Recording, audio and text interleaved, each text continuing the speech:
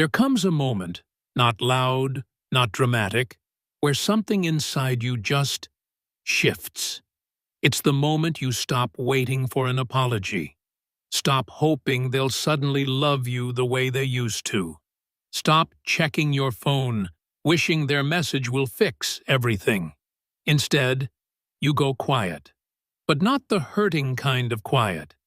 The accepting kind. Acceptance doesn't always look like tears or shouting or walking away dramatically.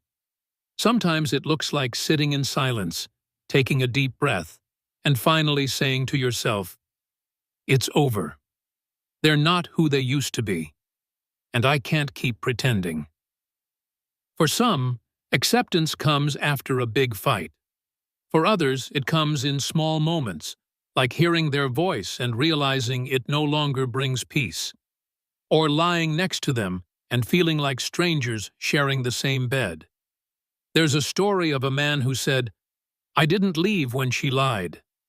I didn't leave when she hurt me. I left the day I realized I was hurting myself by staying." That's what acceptance is. It isn't about losing them. It's about choosing not to lose yourself anymore.